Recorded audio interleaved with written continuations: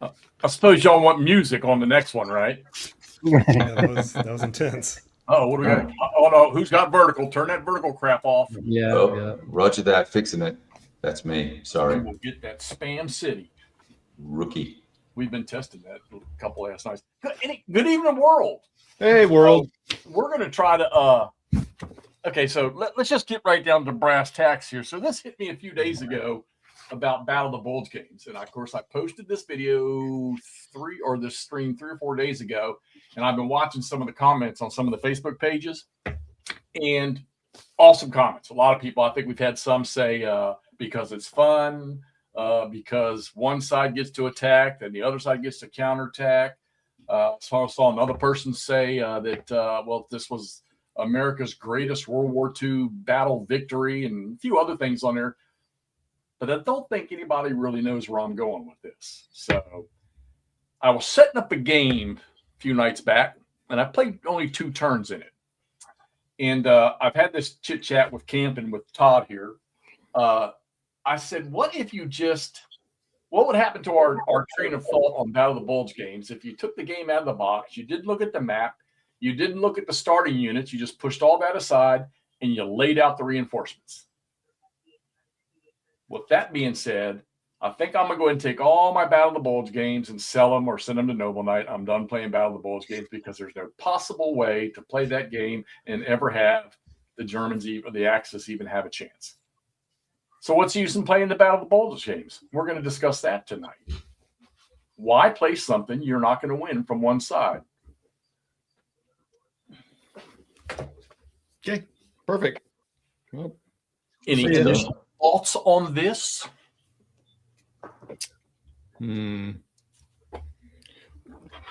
Well, I'm saying, why? Why play them? Why make any more? Can you name one out there that I can play where the Germans, because I think I've had one game I played where the Germans had, I think they won by a victory point count.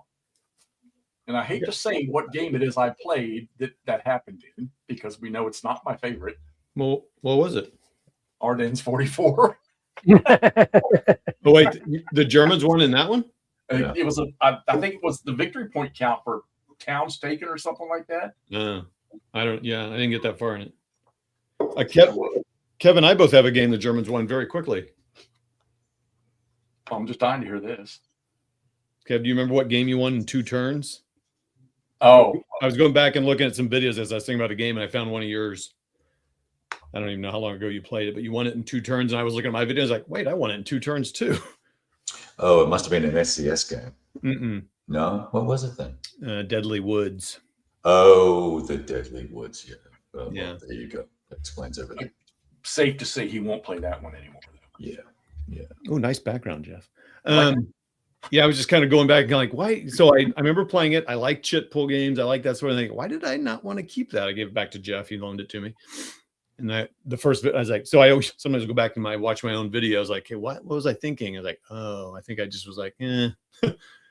So Jeff, I won as the Germans, but I still was like, I don't want to keep this.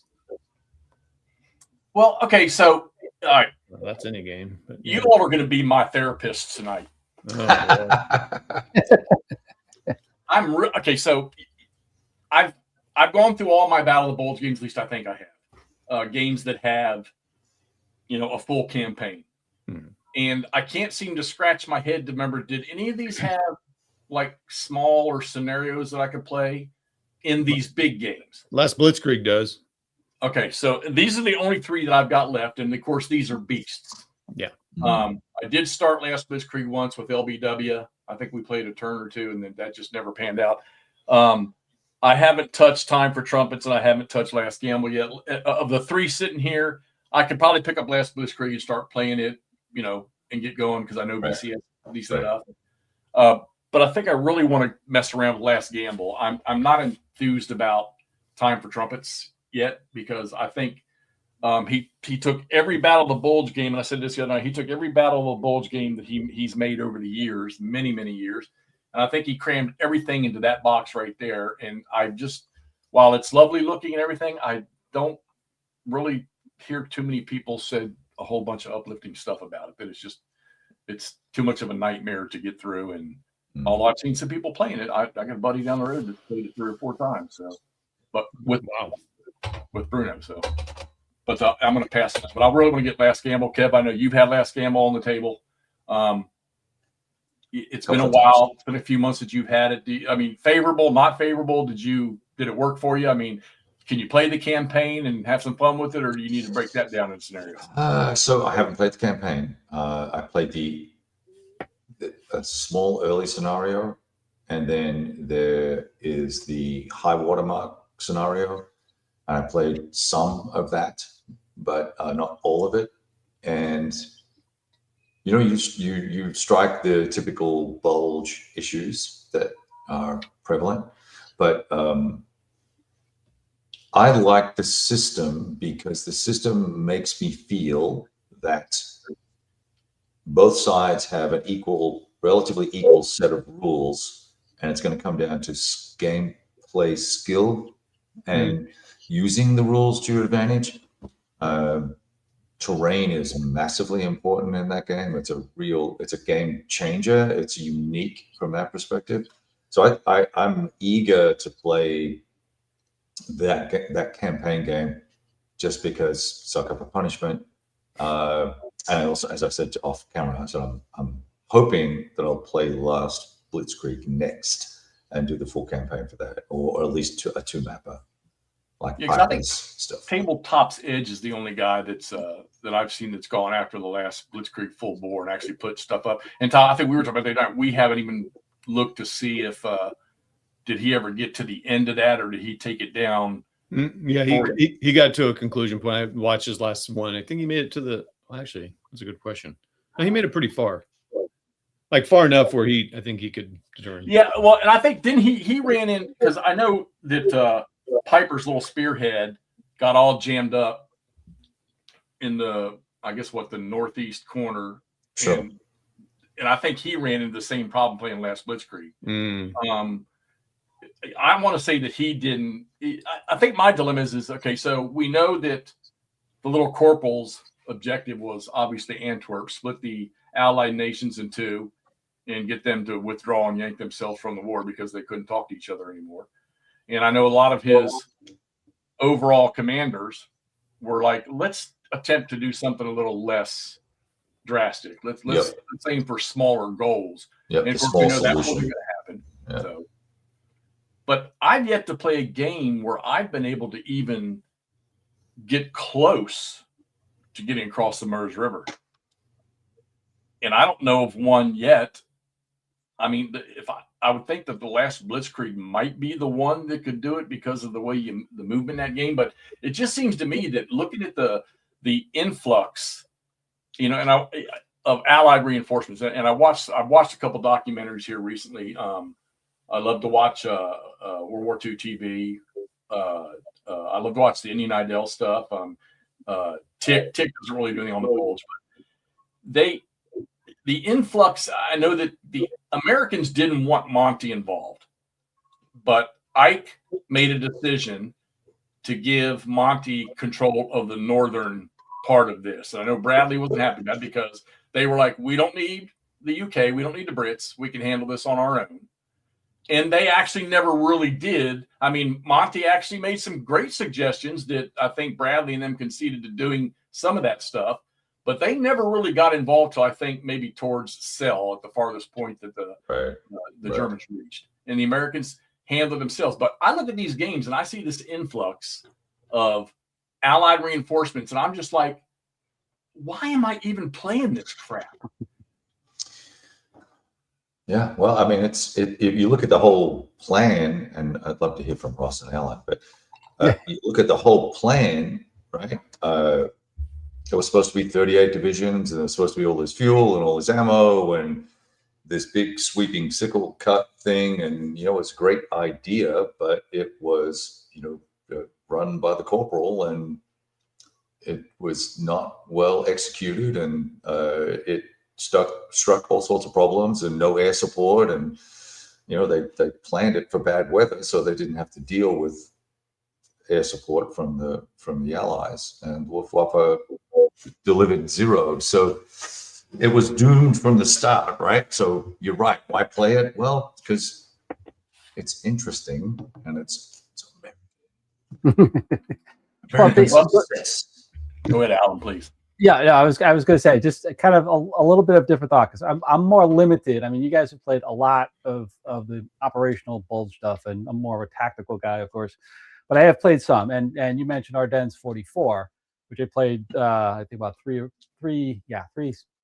games of that. And one of the things, looking at kind of some of the Simonich's games there, that make that a little bit more interesting, because I think they have more than just kind of the spearhead, go for broke, Antwerp or bust type of thing, where you can, as I think you pointed out, Jeff, pick up victory points from the towns and kind of look at more of a sweeping aspect to it. So there's a little bit different avenue to it over there. My personal opinion, if I'm looking at, straight ahead, spearhead attack right to Antwerp, it's going to fail with all those reinforcements you talk about in any game. It's just going to fail, because you're just going to put up a brick wall someplace in the woods, and that's going to be it. But I think spacing it out, for me at least, to say there's other ways that you can actually potentially win, that are plausible and kind of realistic, kind of help play multiple Bulge games. If that makes sense to folks.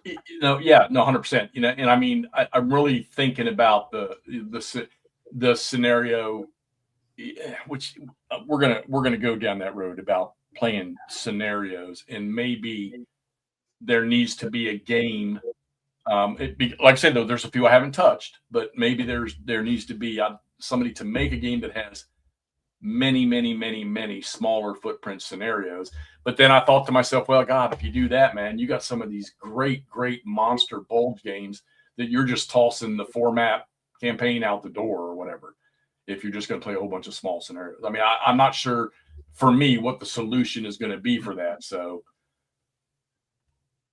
the game that I'm playing, Wave of Terror.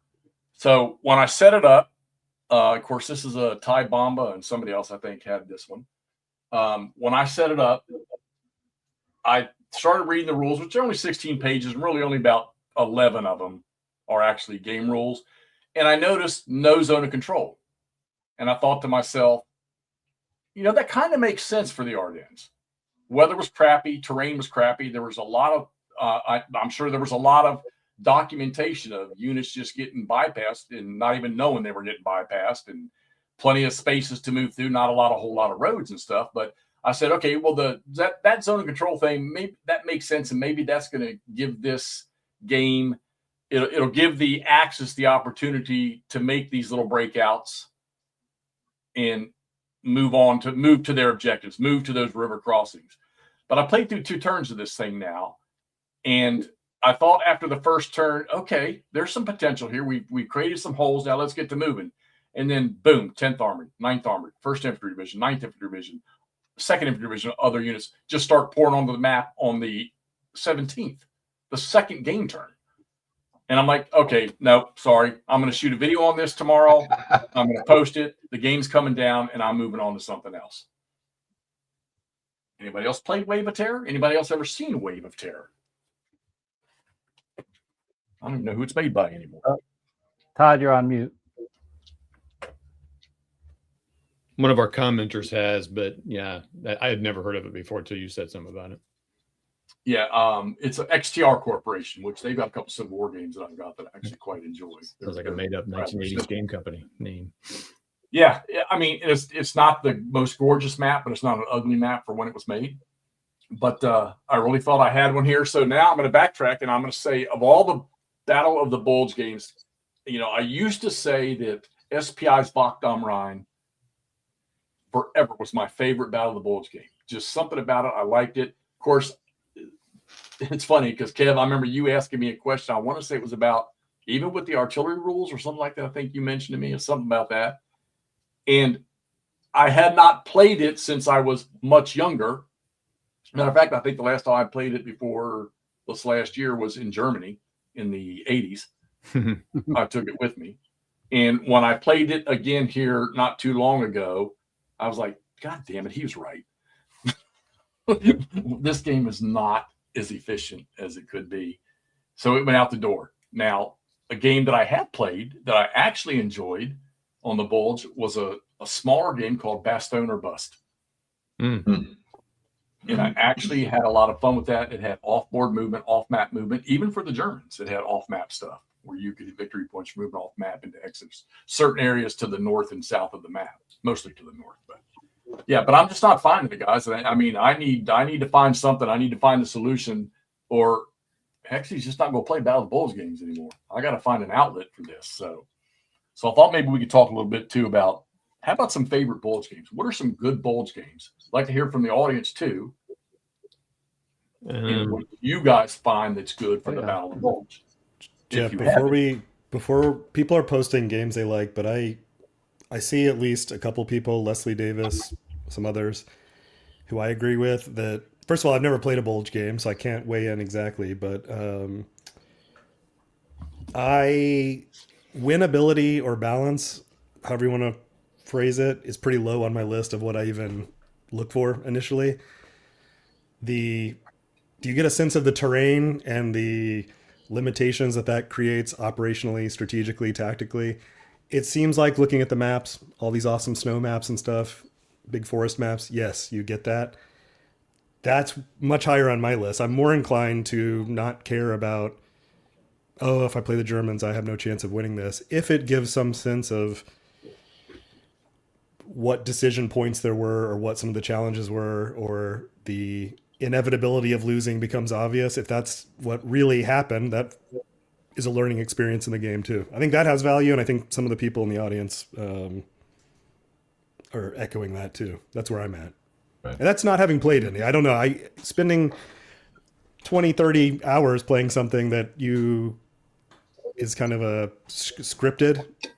Maybe It doesn't sound super exciting, but it's still, as a learning experience, it seems like it would have value.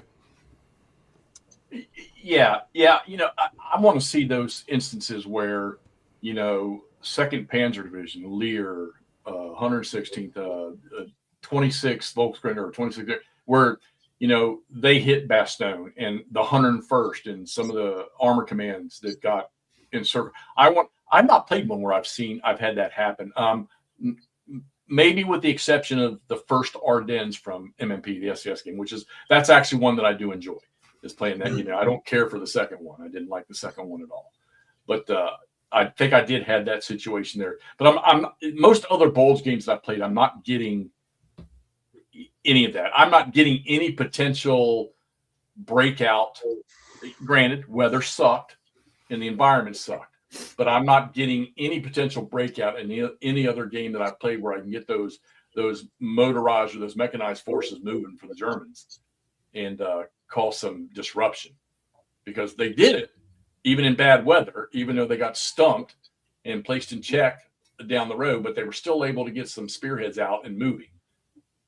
And I'm just not getting that in any games. I just want to know, is there one out there that I can find that with, and I'm going to get. And I get your point about, hey, if we play the game to see how the actual battle went down, the historical events went down, okay, fine. But I've always said that I'm one of those, give me the setup, give me the victory conditions, and let me go. Let me do my thing with it. And I'm just not, with a lot of other games I play, different things happen. I'm not getting that out of Bulge games. And that's why these questions are coming to my head. Why am I even playing them? Right. Well, one thought comes to mind, Jeff. I mean, it's the same old thing with all games. We have kind of God's eye view of, the battle itself. Do you think you need more fog of war in that, so that the Germans have a better opportunity to drive in, and the Americans just don't know what's going on, for a time being?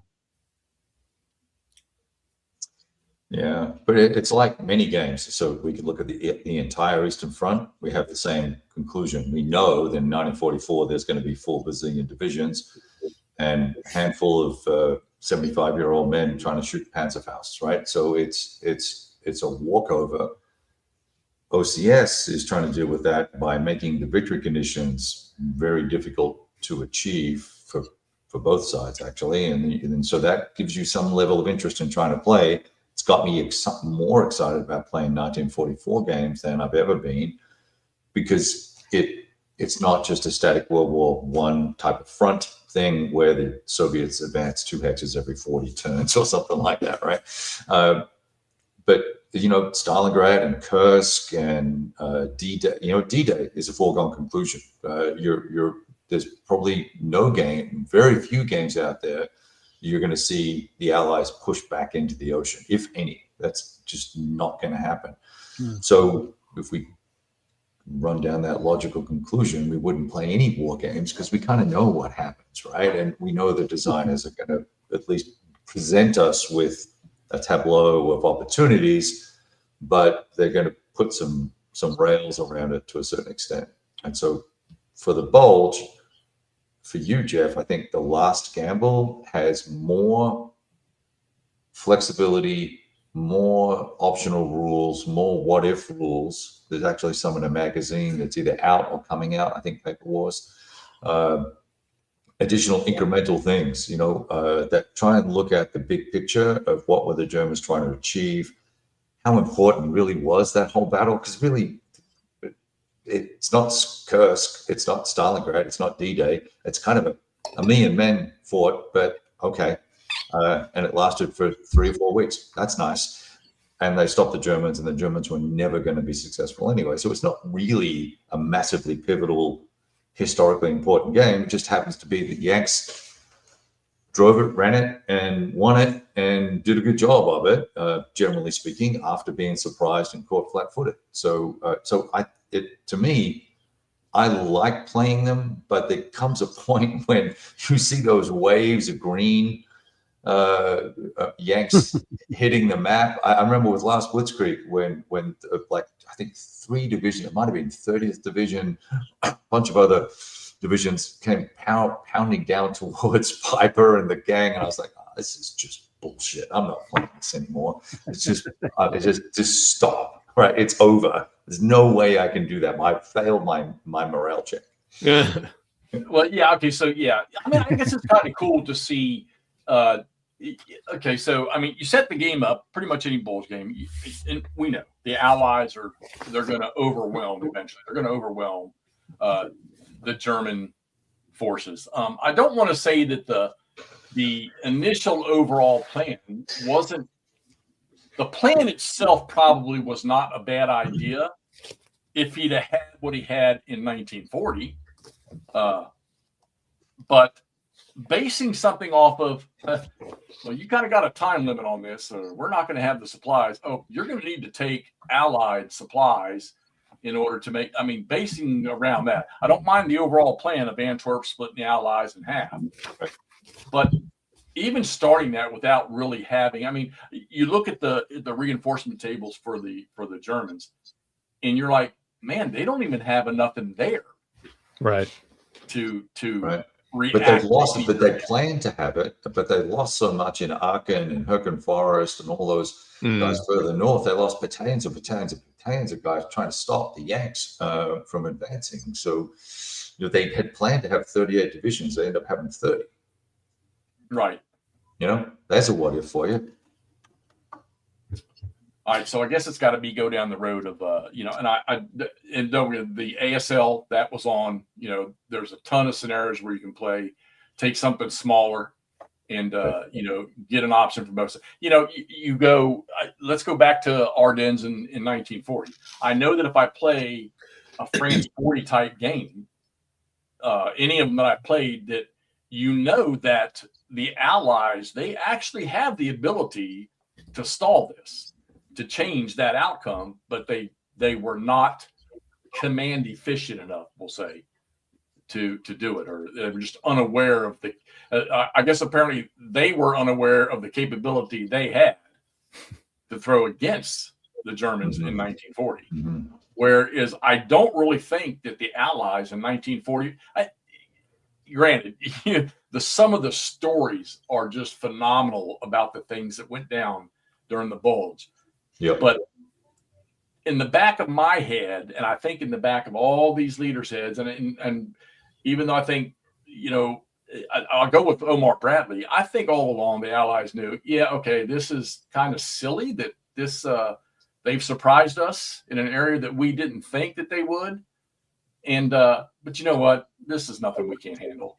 We're going to trash them. And I think the Allies, they had to know that, or else they probably would have want the UK forces. They would have want Monty and the Brits to get headlong into this fight. But I think they honestly knew that they didn't need it.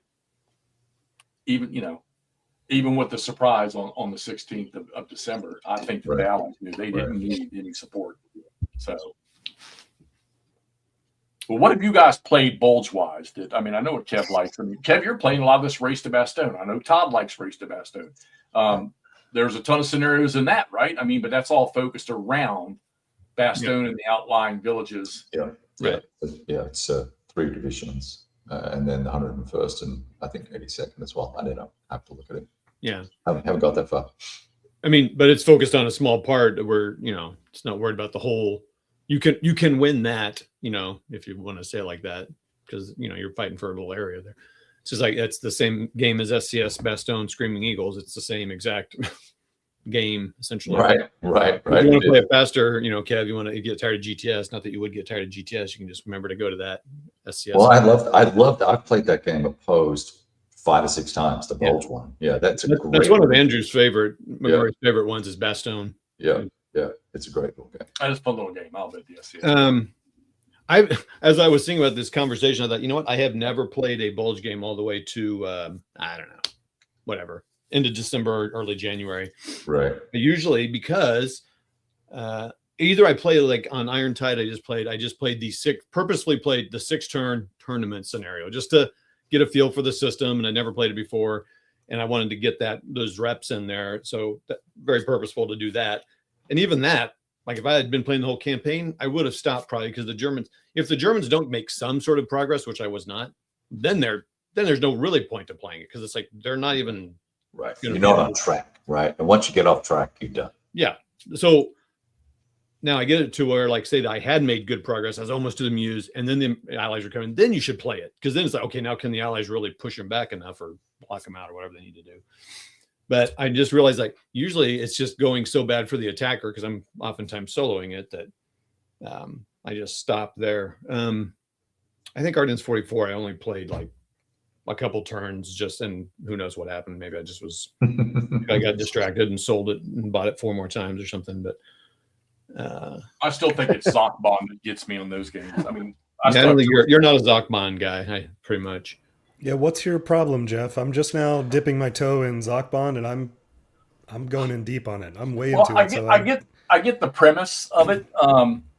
You're not overwhelming the game with counters. Yeah. More counters than necessary. And of course I know from being a scout in the military that we could take 6 vehicles and we could cover a 5-mile front in a screen line. So I understand. Let's minimize the overwhelming amount of counters on a game map. Right. We can get a smaller footprint, and you're going to apply zone of control in a different format. But I think that's one of those rules in a game that, granted, I understand how it works and what it means, but I could be in the middle of playing in a pretty tense, vital situation or a battle or something, whatever, or an engagement, and I forget it. And then I violate the premise of the rule of the game, and I've accomplished something that should not have been allowed to have been accomplished because I skipped by a rule that I can't seem to maintain in my head. So you're not looking for the Zockbonds, so you're doing stuff that's like ignoring them, basically. Yeah, you don't think about it at that moment. And we have things in every game we play that we sometimes slip by. AFL's got to be one of the biggest ones. But I really think it's the Zockbond, because I never say that whole Simonage series is bad. That's a great system, great series of games, and I still have 3 of them. France 40s, I love that game, and I still got the North Africa 41 over there. I still got Ukraine 43, and I still got Salerno. I did not buy Italy because, like I say, the system just doesn't. There's other things I'd rather play. So France 40 is pretty determined. Why do you play that? And Zockbond. Yeah. It's funny because me, I prefer Eastern Front. Oh, right. Something about the operations in 1940 on the Western Front. Where in 44, okay, so to me, what's the difference from 44 to 40 is either force limitation, I guess, but is I love mobility. In 1940, the Germans used the hell out of mobility. So why aren't you an OCS player then? Why aren't you playing what is it? What's the Blitzkrieg last- Legend. Blitzkrieg Legend. like I mean that's an epic game, and even Guderian's Blitzkrieg 2 and Case Blue. I know it's big, but Case Blue, they're so dynamic. The little Smolensk game, that's super dynamic. You would love those. It's all about maneuver. Well, I sold my Case Blue. It's a bad I still idea. have all the other OCS games. Right. I did sold my not Case order Blue. the latest one though. I mean, I sold my Case Blue too, actually. So I wasn't going to play that, but I don't knock OCS, but I mean, if I'm going to choose, I'm going to play BCS over OCS. I'm going to play EFS over OCS if the people that I played online wouldn't cheat me and playing Vassal EFS. I didn't cheat you. You just played that. You quit. That's my excuse. He's playing more basketball now. Will he play Vassal? Will he play Vassal with me one day? I'll play you EFS. I'm getting attached to Vassal now. I'm starting to do more where, I mean, we're all of us here. That's what we're doing a lot of stuff.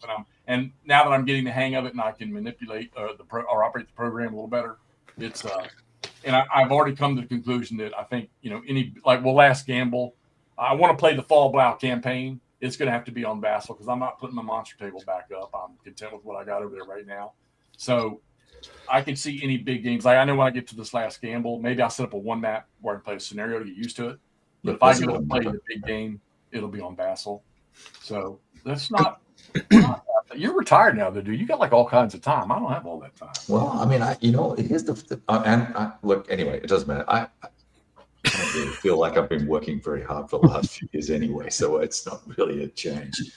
Don't tell anybody that. I don't want anyone to say, "Hey, by the way, I want some money back." I have not, Sleepy. I definitely have not played a Zombon game. But I will tell you, I've been having a lot of fun with the stuff that we've all been playing on Vassal and watching you guys, Todd and also played the ASL, which they need to do again because people really like that. But yeah, I'm getting it. I know Alan Camp and I are going to do a whole lot of stuff we got planned. He's doing this Panzer Grenadier thing right now, so I'm gonna I'm getting an itch for that. I only own the first box in that, but the Bulge is just one of those things that and other people were saying, Gettysburg, Waterloo, D-Day, the Bulge, all these major fights that if you ask somebody that really doesn't know a whole lot about history, you still probably got a good percentage that they're going to know Gettysburg. They're going to know Waterloo. They're going to know the Battle of the Bulge. I mean, they're going to know it by name. Maybe they don't know nothing about it. And it's one of those intriguing last resort efforts where, the United States just proved how resilient and how stalwart they were. And I think that, with what Russia was doing to Germany and what we were doing in 1944, you knew that once that occurred, this was over. This war was going to come to an end and not too much longer. But it just shows, American resiliency, I think, Allied resiliency in that. And you got to play them. And I don't want to not. I've got a bunch of Bulge games. I got a ton of them over there. I might have a couple hidden that I've not pulled out of the box and looked at yet. I thought Wave of Terror was the last one that I had that was small. You played Celis? Yeah. Actually, that wasn't too bad. That's a really good game, I think. I like that system. He has a Gazala one as well. Yeah. I've got, all the stuff he did for Revolution Games. Yeah. Yeah. I think I got the Gazala one floating around. I mean, and sometimes the battle just isn't interesting to you. So, I mean, in that level, maybe it is down in the tactical. I didn't used to play Bulge games until I read a couple books. I think Snow and Steel by Adams and another one I can't remember. And I was like, oh, now I see why people are interested in this. Just because we have a lot of stories, we have a lot of information on that battle. So it just okay, now this is interesting. So I kind of started diving in. It is, I mean, it's hard to play any big campaign game of anything, like even Norman. I mean, it's all like, oh, wow, I just want to keep. So I like.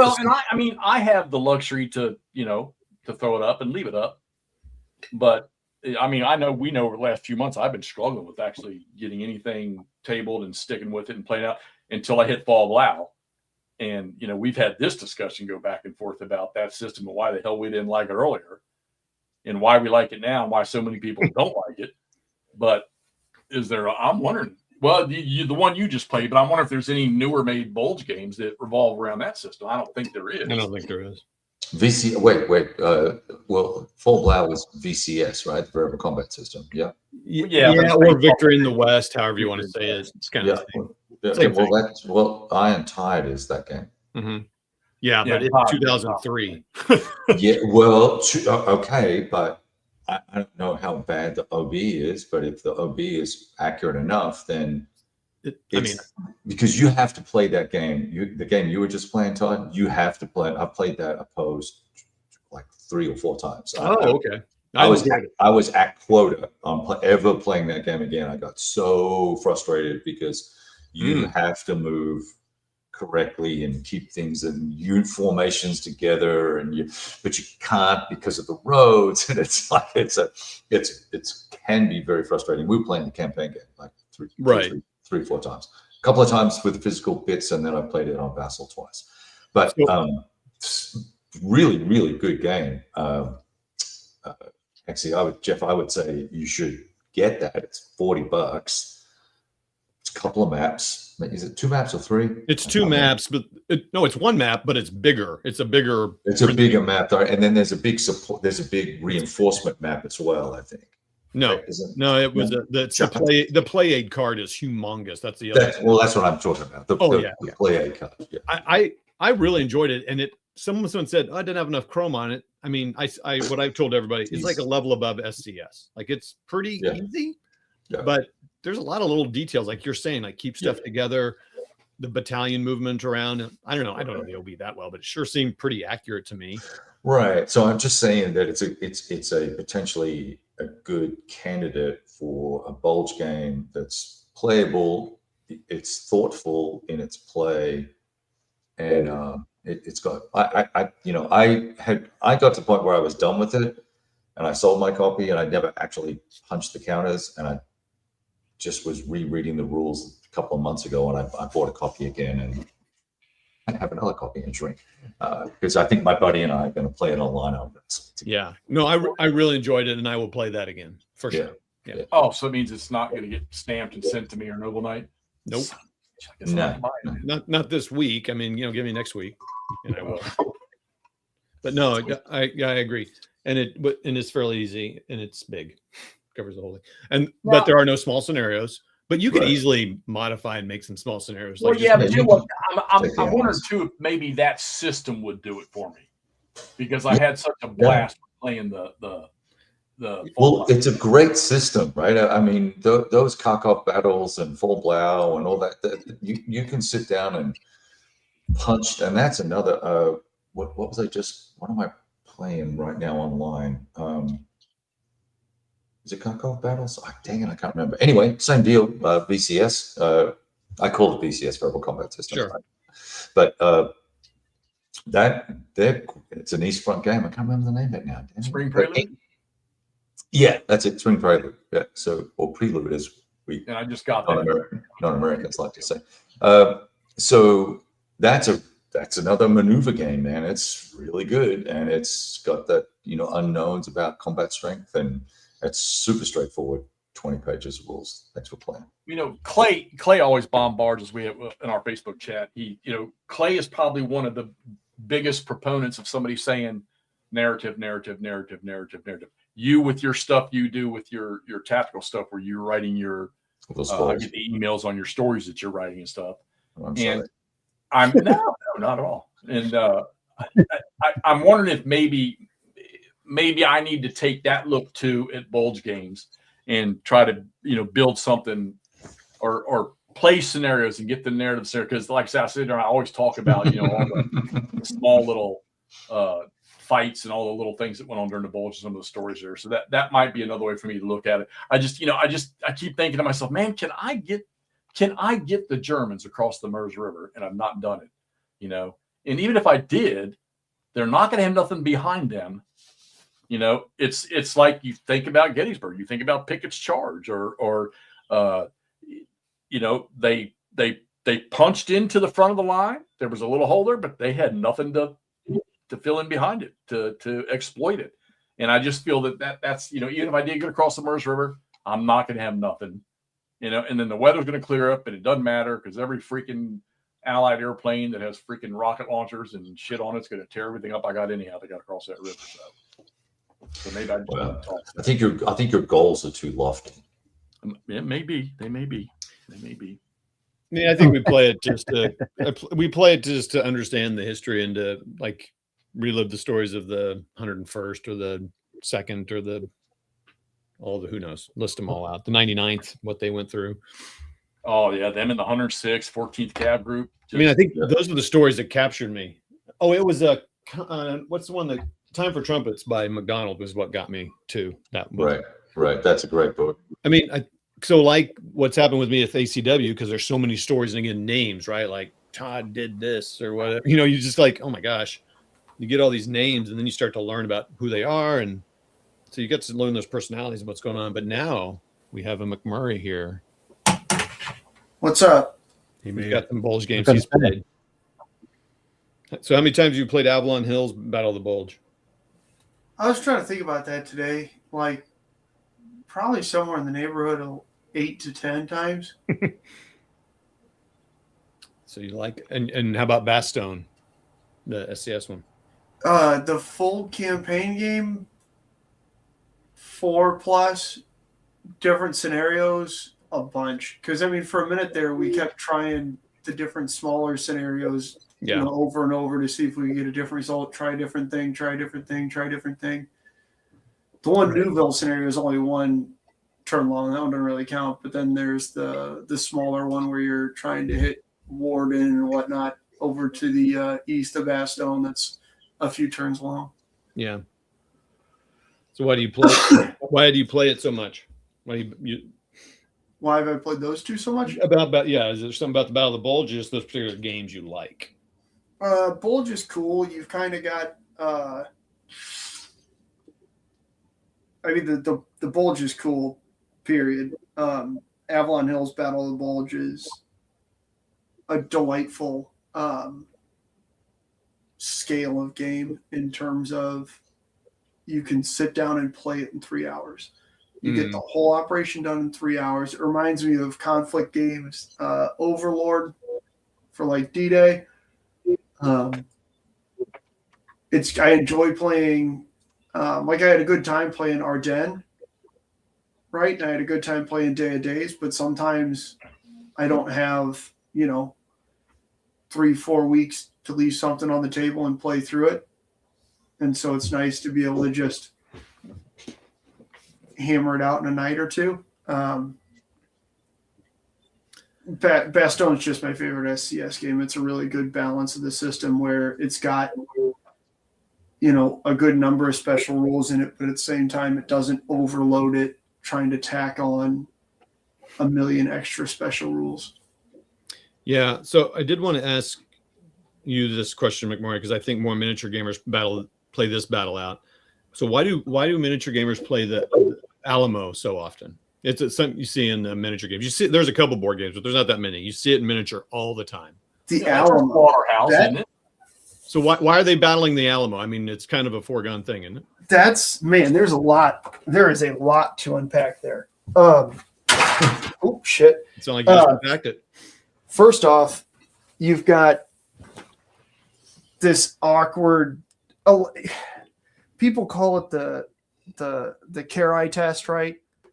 Or whatever you want to call it, where their interpretation of how good or how accurate or how whatever period correct a game is you play Carai or you play the Alamo or you play Rorke's Drift, and you're supposed to get a historical result, which is just the biggest fucking fallacy I've ever had, because you're trying to get a game that will consistently get an extraordinary result, which is wild. That being said, that does drive miniatures gamers in games like those, like the Alamo. The Alamo is, again, kind of an interesting scale where, especially for miniatures gamers, it's kind of perfect. It's kind of that magical. It's just small enough that if you are really, really, really dedicated, you can find it. What have you done miniatures? I know you've had to somewhere along the line, where you played a Bulge or an Ardennes scenario in miniatures. I've got a whole bunch of Flames of War, so 15 millimeter multi-based winter stuff, as well as a couple years ago I painted up a whole ton of 28 mil stuff. Have you played a Bulge type scenario? Yeah, so I played, again, a couple Chain of Command scenarios that were centered around Team DeSobri, and I don't remember which. I know some of it was, I think, the 362nd Volksgrenadier. Does that sound right? Yeah, that's right, because that's the Noville stuff, right? Yeah. So you get Team Cherry and DeSobri, but right. So then with which was interesting, because then you've got a bunch of dudes who are kind of bebopping around, but at the same time, like, an absurd number of them have STGs, which is entertaining. And then you get with Flames of War, especially, I enjoyed on the northern end of the Bulge, where you get really ad hoc U.S. armored groups, where they're pulling tanks out of junkyards and nonsense. Like, cool, that runs. Does the gun shoot? Yeah. Okay, go. And so that was really cool. That works out way better in 15 mil. You can take any Bulge game, and you can. I want to know. So one of the field officers for the Allies were like, and I keep trying to imagine this. Well, I guess it probably does happen in some of the plays if you're playing the campaign. You can just let them extend all they want, because every Allied reinforcement, for the most part, is going to come in north and south, and you're just going to cut that bubble off. I want to say, didn't they do that to the 15th Army in Normandy after the D-Day landings, where they cut off the entire 15th Army in a pocket? I mean, any Bulge game, it seems to me that you could pretty much, you know what, let them run. Let them run as far as they can. That was what Patton's idea for the response was: let them overextend themselves as far as they want to, and then we'll crush even more of them. Yeah, just snip them. I mean, you know, I guess I'm just going to have to go down the road where it's just, you know what, don't focus on the campaign. Take the little bits and pieces, find some scenarios, play some scenarios, try to get, you know, it's nice to play a game to have the opportunity from both sides. You know, hey, what can Kev, I watch you do this all the time. I watched Todd do this, where you'll replay something, trying to find out, okay, is there an alternate? You're doing it right now with Race to Bastogne. Is there an alternate method? Okay, you know what? I screwed this approach up. Let's change it. Let's do. I'm unfortunately, I'm not prone to doing that. Maybe with a computer game I am, but maybe I need to take that approach and find something with a few scenarios in it. Play those scenarios. If I got, you know, ASL is going to be a good one to do that in, which I'm getting ready to go back down the starter kit road here shortly, and just pick apart those scenarios and find out, you know, what can I change? What can I maneuver wise? What can I restructure my force arrangement? Can I regroup, you know, different squads, different teams, different regiments, different battalions together, and find a different approach to different scenarios? Because I know there's a lot of them out there that are fun to play over and over again. I've just not been that person to do that. I don't know why I don't have that ability. Do any of the Band of Brothers Worthington, that I know you like that and have that, do any of them cover the Bulge? I'm trying to think if they do. They seem like they don't, but if they do, those would be easy ones to. I was going to say, is that covered in Screaming Eagles? I don't know if that's really Normandy specific or if that's 101st specific. I think it's. I'd have to look. They might. I want to say they do have a couple scenarios in there about that. So I've got to find something, guys. I mean, like I say, that's all I got left right there. And those are big games. Oh, well, Todd was kind enough to send me a copy of Race to Bad Stone, which I had on the table before, and maybe I need to go down that road too. But I've got to find a solution to this. All right, so let me ask a question, and I don't think I've seen anybody in the crowd say this yet. I've seen everybody talking about, stuff that they liked or they played. How about a Bulge game that you set up and you played, and it just stunk? I mean, I know nobody really wants to say that, but I mean, come on. I know somebody's response to this. What game did you give me, Jeff? Look at the brains working. Jeff, what game did you give McMurray? A Bulge game? Yeah. Oh, yes. That's right. You weren't on here. And I've already said that. Ardennes 2. I did not like it one little bit. Yep, there you go. What was the catalyst for that? I did not like. Well, I was kind of 50-50 on the fence with the artillery in it. I think that was what. I keep wondering to myself, if I hadn't have played the original Ardennes and I just played Ardennes 2, would my opinion been different? But the original Ardennes sucked. See, and I liked the original Ardennes. I'm not a huge fan of reserve markers. I like exploit. That mechanic works way better with my brain. I really enjoyed Ardennes 1 when I played that, but do you enjoy it because it's easy for the Germans to win? no, I just had a good time playing it. I enjoyed the Battle of the Bulge. Because it's easy for the Germans to win, right? That game. They were doing okay, and then I sneezed, and the 101st wound up on Elsenborn Ridge. And then I almost cried, and I put it away. I remember that. Yeah, real quick, we won't spend any time on this because Andrew could go on for hours. Charles says, give up Bulge and pick up some naval. That's all we're going to say about that. That's mainly for tell Mark Herman I'm going to play his big Pacific game. Okay. You played that yet? His big massive. It's a great game. I wouldn't play the campaign if I was you. Don't play the campaign, but play the operations. If you play the operations, they're amazing. I'm gonna give it a whirl. All right, so I guess I would say that you didn't like. I guess I would say Deadly Woods. For some reason, I didn't go for Deadly that. Woods sucks, and now it doubly sucks. Now we know who the man is. But I tried Ardennes 2, and I got rid of that pretty quick. So I guess I didn't like that one as much, and couldn't tell you, Kev, why I didn't. Yeah, I wasn't blown away by it, but okay, it kind of worked. I mean, it obviously didn't work for a lot of people because I don't hear anybody playing that. No. I mean, I think SCS has had a lot of flops that last. It seems like it. A lot. Shit, now I feel like I got to play Ardennes 2. That's still a 2-mapper, though, isn't it?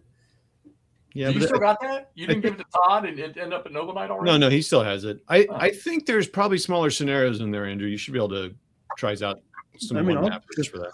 Maybe we can just do the ultimate, realism game, and we'll put it out in the shop mahal and play it on the big table in the garage and wear our wool stuff. You're gonna say something next? Or no, I was just curious about like Alan and Ross and see if they've played Bulge games that they like or don't like, and has anyone? And while we've got you, have you played any of the older SBI Quad, Ardennes Quad, or any of those old stinky old moldy? That's what I wish I had. I never got it. No, I mean, I tend to get something and I'll stick to it and try to play through it all. Like I said with Ardennes 44. You're a stud. Your channel, you crush a game. You just demolish a game. It's awesome. I try to go deep with them, and I've played them so many years. I found that I have a ton of them that are unplayed, sitting on the shelf of shame. Yeah, it's a mile wide and long, but I'll go deep on the games itself. So with the Ardennes, like I said, I played Ardennes 44 because that's the one I got hooked on. I did play what McBurg was talking about, the old Avalon Hill one way back in the day. Hell yeah. It was the Battle of the Bulge, back in the 80s. Stanley McCullough said it before. Oops, did I lose you? Sorry. No, you're still here. No, sorry. Did I lose you, or are you still there? You're here, but maybe we're not there for you. I think I lost you. Well, okay, I'm going to interrupt Alan here until he comes back. So Ross said he hasn't played. Like, you literally have not played. You haven't even played ASL, Bulge? I played some ASL. I was looking on Roar. I was trying to see if I've played enough ASL that I've definitely played some Bulge scenarios in ASL. I would have to go through my list and see, but I've never played any proper Bulge game. And that's because I'm like Alan. It was a decade and a half of ASL, some time off from wargaming generally, but then I've been on Civil War games for the past year and a half, and just now in the past month started playing Salerno 43. Very into that system. Very interesting. Big fan of Simonich's U.S. Civil War, and there's some overlap in the way I can see how he thinks about these games. So I'm excited to play Ardennes 44. I'll certainly play that. Now, that's a perspective that I real quick though, before we go on, I need to point this out real quick. Hold on, I'm gonna go solo for a second. Richard, this is for you, buddy. Right there it is. Right there. Get your calendar. Nice. That's right. I got it. He made those calendars. Sent one for me and Mr. Wardrobe. I don't have mine yet. Okay. We need. I'll end up going deep on Ardennes 44 when the time comes. Like, I just played the full campaign of Salerno 43 as the Allies. We're playing on Vassal, but immediately flipped over. I'm now playing the Germans on the defense. This is what Ross does. I will play that's a relatively small game. I'm going to play it until I'm sick of it, probably for the next couple months, and then move to whatever it might be, whether it's Italy 43 or go straight to Ardennes. That might be next winter. Did you pre-order the new Ardennes, or you already have it? I have it on pre-order after I played Salerno, and of course I missed the pre-order for Italy 43 and the reprint of Stalingrad, so I'll just pay full price for those, whatever. Yeah. You know, a great one to get if you're into Zockbond is Ukraine 43. For me, I think is probably one of the very best Zockbond titles. It's just so interesting. I'll end up buying them all. I played last year. I played about a year's worth of the U.S. Civil War, Simonich's game. Obsessed with it. I'm kind of less into World War II generally, but I'm getting more into it, and the Salerno game alone was like fantastic. I love it's a great game. Yeah. I bought that. I didn't buy that because I didn't think I'd like that, and then I did buy it. It's set for a while, and then I played. I'm not gonna lie, I enjoyed it. It's good small footprint, not hard to manage. Yeah, and the rule book, I think it's the cleanest rendition of the rules, and there's less extraneous extra pay. By the way, in Ardennes 44, there's a whole bunch of bullshit in it. That's cool, but I'm officially at quota with Ardennes 44. I will never play it again. I'm done with it. Kev, how about that right there? Have you played that TCS? That's 1/10 that's 28th Infantry Division, right? Oh yeah, that's awesome. That was one of the very first TCS games I played. It blew my mind. I had no idea you could actually do those things. I would love to get back to that to play the campaign because I only played 2 or 3 small scenarios.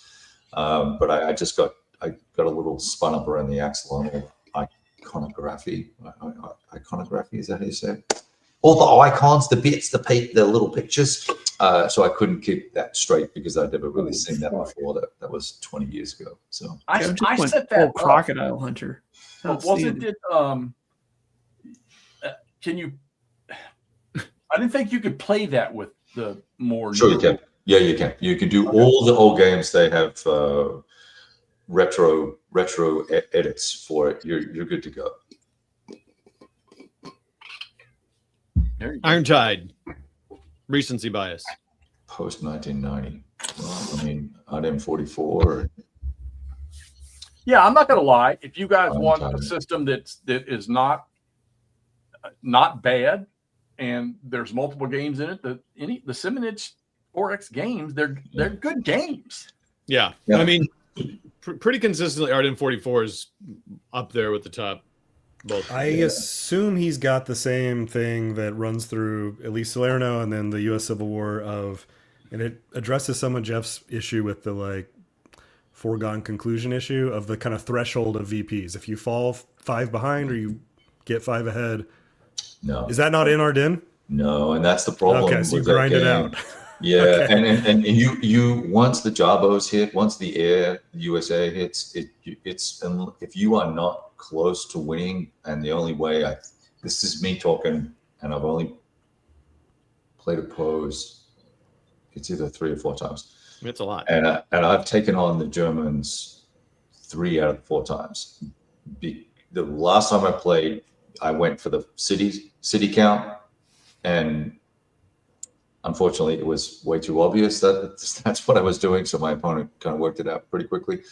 But once you get the air coming in, and these fuel issues start evolving, you're losing a division a turn basically, so that hurts. And then you have basically every attack that Germans are doing ends up being 1-to-1 or 2-to-1, and with a 1d6 table and the way he does his stuff, you're done. You're losing. Yeah, you don't want you're 1-to-1. losing steps every turn, and you're not getting enough replacements. And there's some really interesting things about that Zolkon system that I really like. That game doesn't bring those things to the table.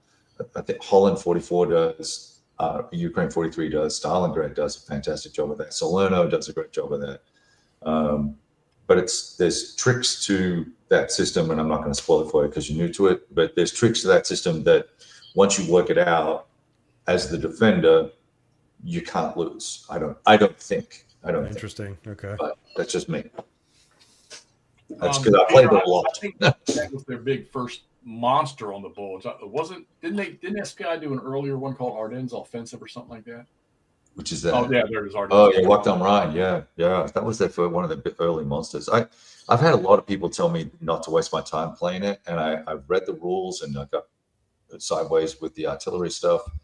I put the maps out and everything. I kind of want to play it. A friend gave it to me. I've got it's 2 full copies in one box. But I don't know.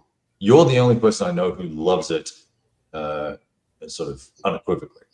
Yeah, but it's not at the top of my list anymore. So right. So I'd rather play Last Gamble or try BCS again. I will never play Time for Trumpets. Well, and Todd, we were talking about the Last Gamble, that just the info book in it is just worth the purchase alone, from what I understand. My favorite thing on the Bulge is the military one.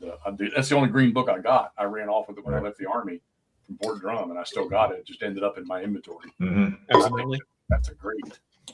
So I understand you can buy all those things now. So Kev, did you say a game that you would like? Yeah, buy this one if you want to try Bulge. Like, what would your? Last Gamble. I would say Last Gamble if you're going to set it all up. I think because it only has a couple of small scenarios, right? Yeah, they could use more small scenarios. Yeah, but otherwise, I'd probably say BCS. I think. I mean, I think. But well, what's your take on the Race for Bastogne right now? Because I know you've been grinding the daylights out of that game.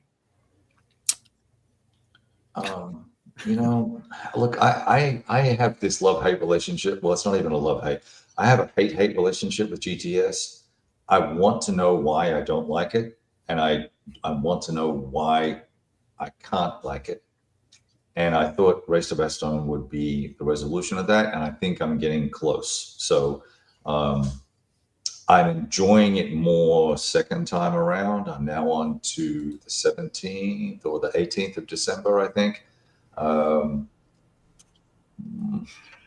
I would not pick it as a go-to Bulge game by any means. Really? No. Oh gosh, no. I mean, no. No, it's not. No, I would agree with Kevin. I like GTS. I would say I'd go, if you want to like focus on that, go to For Bastogne SCS, because then you're going to get it played and you'll get it, and it's accurate. That's just too much. That's a lot of time to spend on it. And, I mean. 2 hour turns. I think you'd get lost in the weeds, and you wouldn't understand why you didn't win. Yes. I do have a question about the last gamble. So I have a local guy who I've been playing. I'm actually playing my very first opposed 44, 40, whatever system. And we're playing Holland 44 because he loves it. And I'm like, sure, I'll play that. And so we're giving that a go. We're only a couple turns in. But so I've talked to him about it, and he's a long-term, he's been gaming, for 50 years, whatever, long time. And he and a local buddy or whatever, maybe on Vassal, started to try the last gamble. And he goes, it just wore us out just trying to get through the exceptions and the things and the specifics and just got kind of, so I'm just curious, like, and he's plays a lot of complex games. So it's a lot. Any thoughts on that? I mean, well, it's a lot, but when you get reps in, it's like muscle memory, right? Okay. Same thing with GTS. Once you get the reps in and you can kind of go, I'll just roll the die and I'll work it out, right? I got you. Roll the die and see whether it's worthwhile going through all the DRMs. Like there's some guys I play with online that I won't play certain games with because they have to go through every DRM. And I'm like, dude, stop, roll the die, and then we can work out whether it's even worthwhile working out all the bullshit that has to go with the game. I think there's part of that with the last gamble, but it's nuances around terrain and unfortunately, even though it has big X's, it gets very crowded because it's the Bulge. And but I think the cool thing about the system is that it's even for both sides. And most of the time, like without M44, the way the values are structured on all the American units, even when you reduce a guy, he may as well not even be reduced, right? It just means his attack power is less, but his defense never goes down. But the defense is the same. I think it's 5 on both sides. And then they've got all the this elite business and shifts and all this sort of stuff, and it all works out very well for the defender because it's the Americans. But it's a balanced combat system, and it's an interesting movement system. Okay. And then you have all the exceptions and bits and pieces that go with it being the Bulge. Yeah. But like I would play the high tide scenario if I was anybody. I would skip all the because the first 2 days, I guess, there's a lot of restrictions and things can't move and stuff can't go somewhere. And it's kind of Time for Trumpets has got like 75,000 pages of that, right? It's insane. And the setup charts are just a freaking disaster. And so, but the Bulge, there's a lot of great charts in the last gamble. A lot of charts. Yeah, there's a lot of charts that make it much, much easier to grok through your head to understand what's going on. That's an interesting point about Bulge games. It's kind of like they're all like that. They all have exceptions for the first day or two, and it's crazy. Well, remember, I was asking you about where was the German artillery barrage in your game in the morning, and then I realized in Wave of Terror there was not one either. Interesting point. Kev was mentioned, talking about like die roll modifiers. And Todd, I'm wondering too if maybe in the Victory in the West type games, because you're not browbeating yourself over the terrain modifiers and stuff like that. Yeah. It's a simple table of column or die roll shifts. And it's column shift. Yeah, you're going left and right. It's all column shifts, right? And that's what makes that game easy to play. You just run down the list, go 2 of those, 1 of those, and a box of naked lady tees, and I'm off to the races, right? That's Caddyshack. Wait, that wasn't in my game. That wasn't in my game. Oh, I'm already in pain because I can't play golf right now because it's too cold. So stop. It'll be warm. It's good. It was 80 today. Yeah, address that there, Kev, since you played it. Oh man, it depends on who they are, right? I mean, if you play a lot of war games, I would say you just get after it. And the rules are really well done too. That's the other thing, right? So the rules are. I don't have the rule book in front of me. The rule books are clean and concise. I mean, I'm not a huge fan. I would print it off and spiral bind it because that glossy paper is annoying and the binding is difficult. But all the footnotes and historical bits are all down the bottom in fine print. It's just the rules. You can read them, look them up. It's indexed well, I believe, from what I recall. Good index. It's a good. Yeah, and there's a metric shit ton of options. So if you want to have future gameplay and not play the absolute historical Bulge, you've got dozens and dozens of variations that you can try that are fascinating. To me, anyway. I'm going to address this one right here. Enemy Action Ardennes. So I got it a long time ago. I set it up, started to play it one time. I something came up and I couldn't continue with it. I took it down, and then I set it up again later, and I started to play it, and I played through a couple turns, and then I was looking at the map, and I was like, these dots are ugly. I was waiting for it. And it's like, I think that's why I've never bought those games from Decision, all those beach landing games, Tarawa or whatever the bunch they made. Oh, yeah. I stayed in, and while I was playing the Enemy Action Ardennes, I think I was playing it during the time when was the next one Kharkov? Was that the next one they were doing? Or Kharkov. That's why I think I set up, because I said, okay, let's jump on this so that when that East Front one comes out, I'll be ready for it. Man, I didn't even order it. I stayed away. Didn't want nothing to do with it. I don't like the combat resolution system. It's just annoying. Put three chits in if you've got armor. Put one chit in if you've got you're in the woods. Put another chit in, and then shake them all about and pull one out. It's just kind of goofy to me. Just give me a CRT with a D10. I play BCS with blind chit draw. I mean, I like the fact that they give you like 2 or 3 options for your activation. You can pick one, play one. Whatever. I really like. I don't know. I like the maneuver part of BCS, and that's why I think maybe last Blitzkrieg might do it for me. Yep. Probably. But that's going to be something that'll be on Vassal. So, Alan, you were in the middle of telling us the story before your gerbils got underfed and died. Yeah, I got something going on with the internet here. I had to reboot and so forth and so on.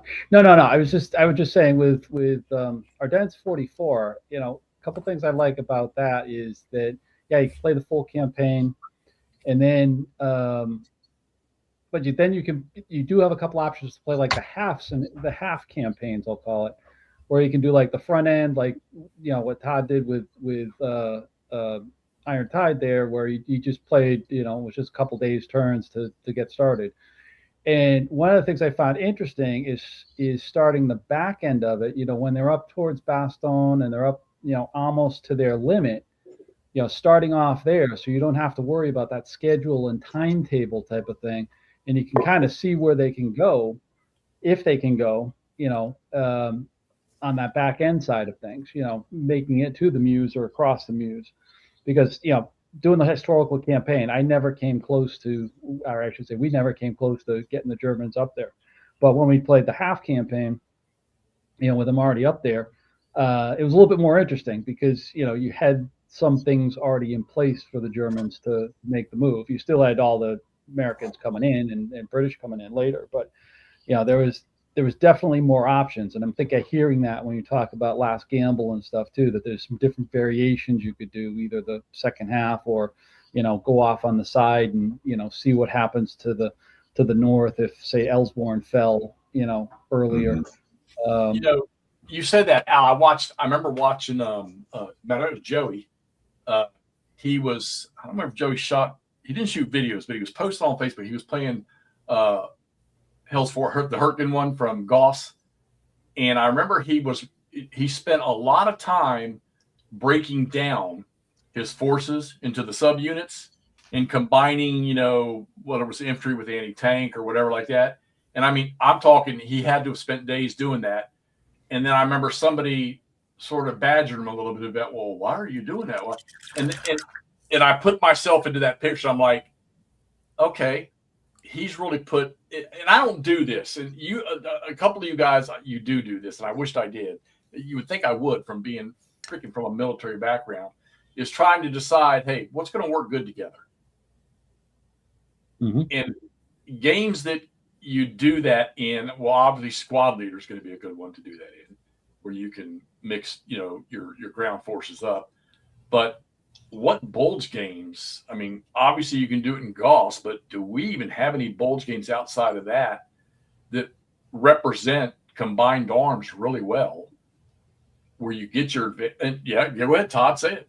So Iron Tide does, and what it does, it gives you the freedom of all the armor are battalions. Everything else is a regiment and brigade. I mean, there's exceptions, but and they've only got like 1 point or 2 points of firepower, whatever you want to call it, attack power. So they're really weak, But what they do is they add that combined arms. So what you want to do is, like, if we're going to really push here, you move your support, your tanks over, and you got your support, and you put them with these infantry divisions or infantry regiments. Yeah.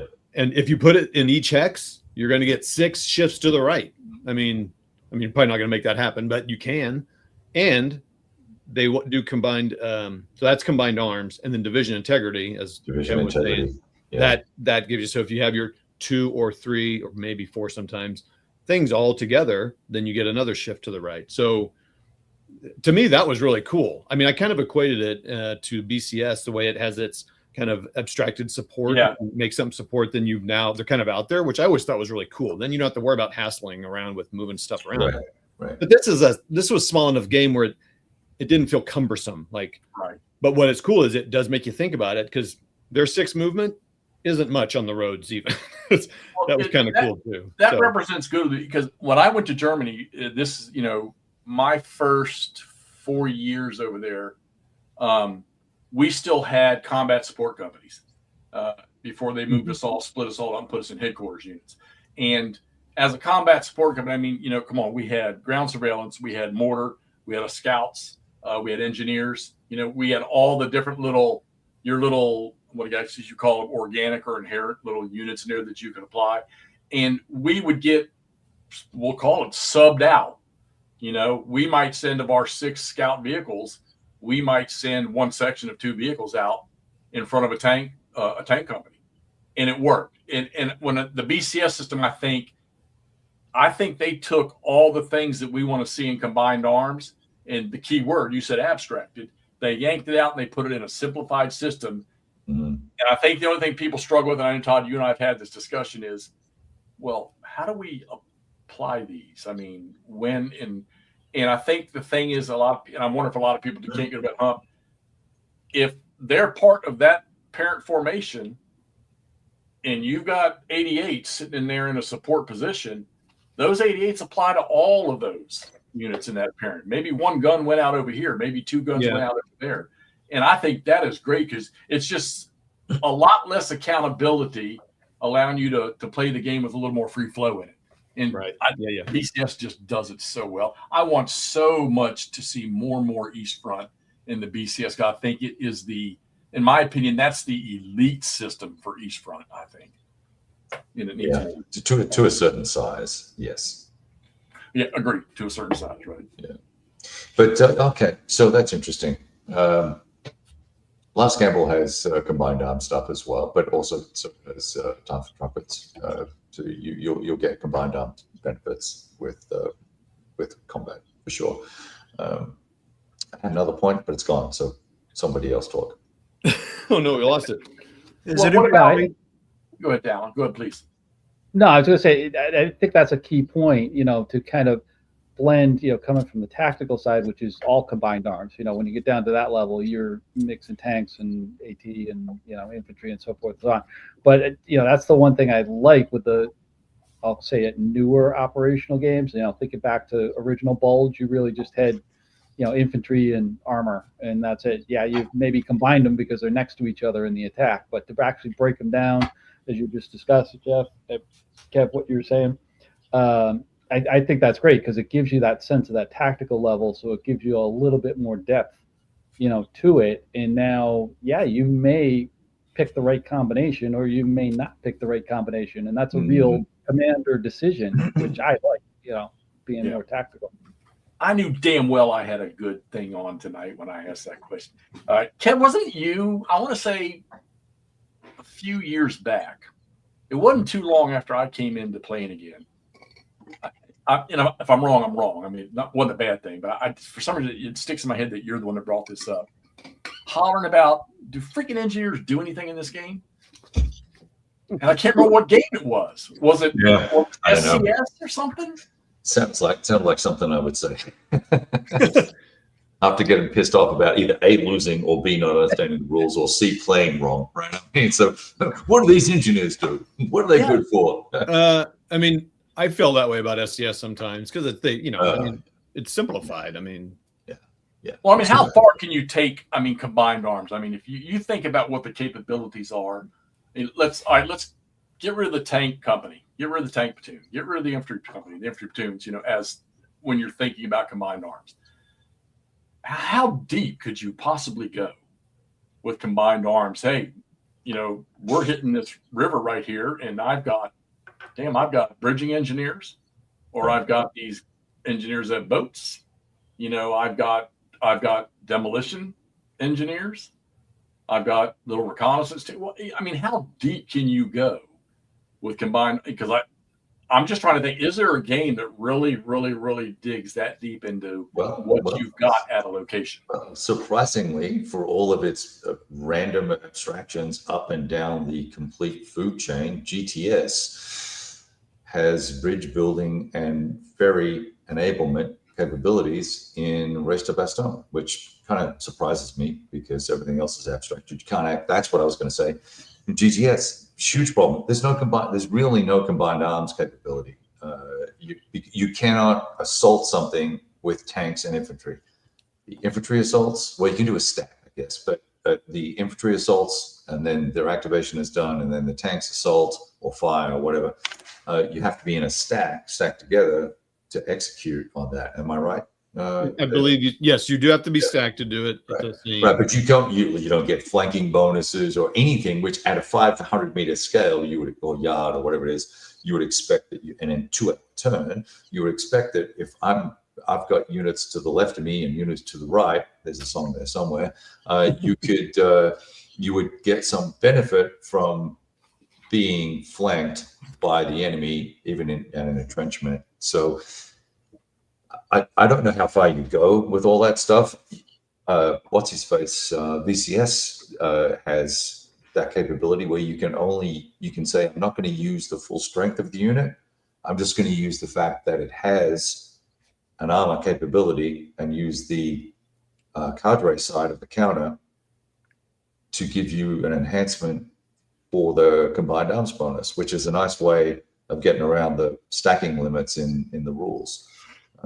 Stuff like that. Engineers, I think, add value as well. They add a DRM or a column shift. Screen line in the screen in BCS. That's the unless there's a Cold War or more recent game that has that ability. I don't know. I mean, there's some like I've got Mech War and some other games like that, the old SKI stuff that I can't play because I can't figure out how to do lanes of fire for opportunity fire without playing solo.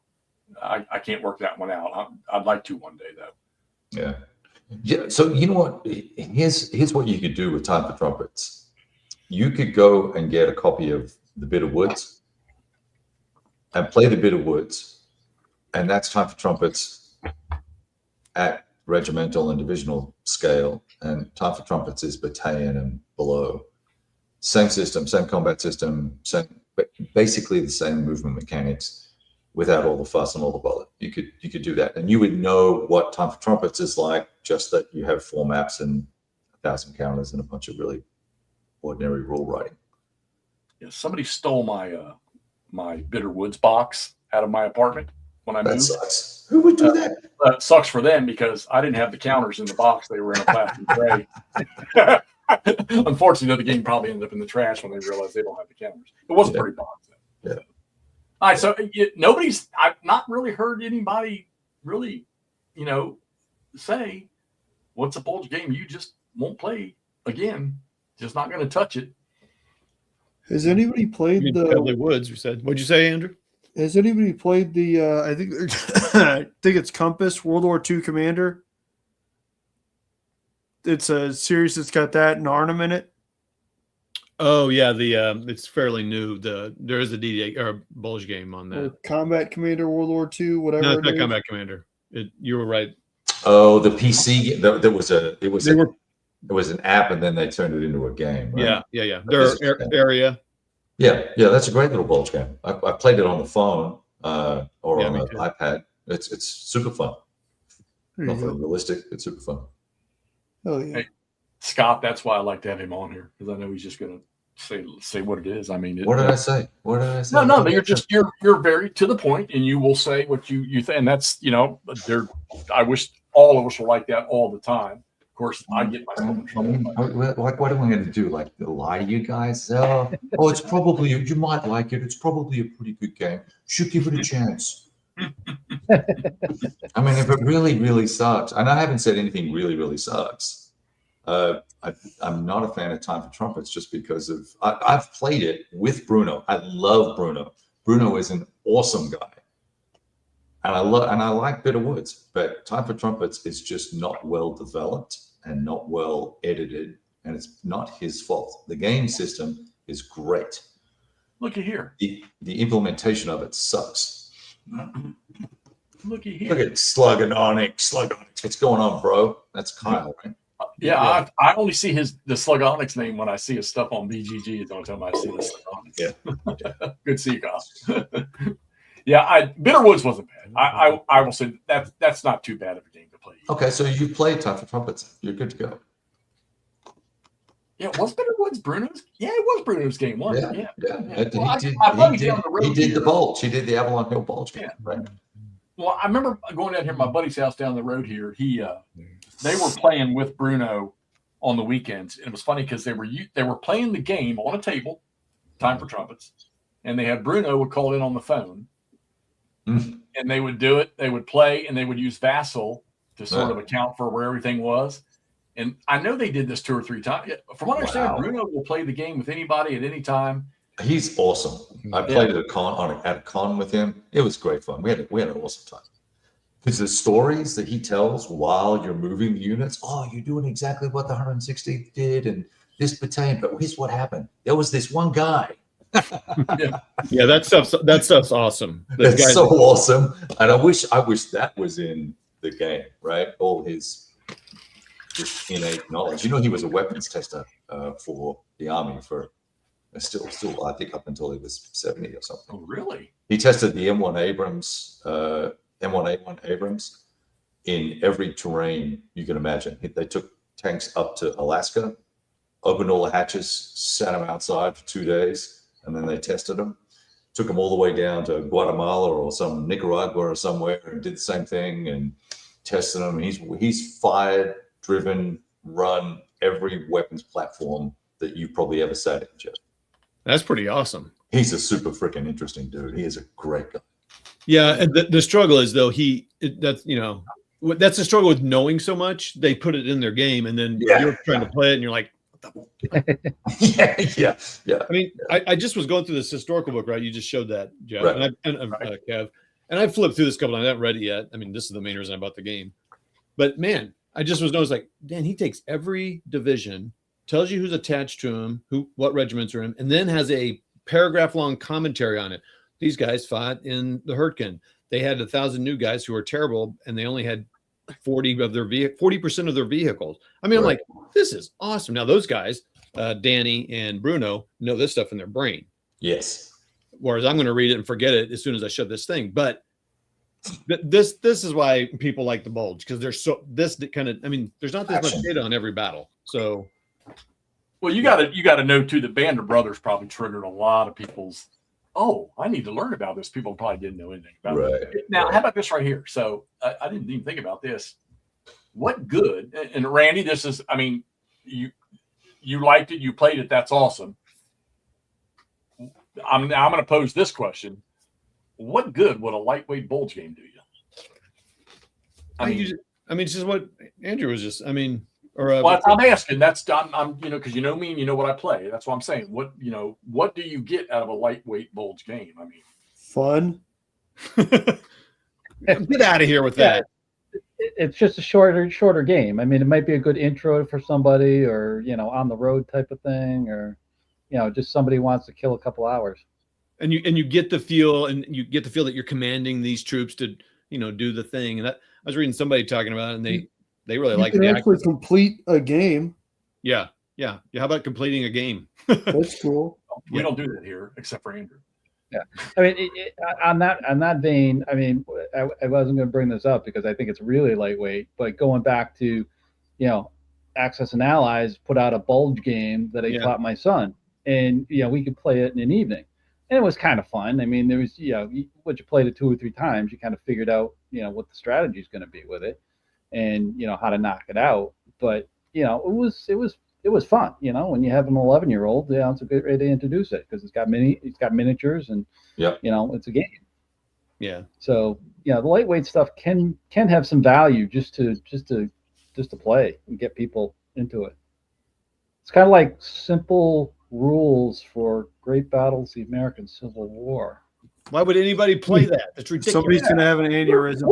I saw that. Now, is that going to make that game actually playable for dumbasses like me? I mean, that's what Got Andrew him. Mayer What's hoped. up, Kev? Work the Wi-Fi. Yeah, we were just talking about this too last night. The other night too, that where I know that Alan and I know that Ross and I know that we will look at them, and we may do. If I can do something that will help somebody come aboard with that, like I said, I told him Dick Whitaker browbeat me about that because I was kind of on the same boat with Stigler. Why are you doing this? We don't want that crap in this game. But he lowered the boom on me about bringing more players into the system. So if it works and I can do something and shoot some video on how to play it and help somebody out, I'll be more than happy to.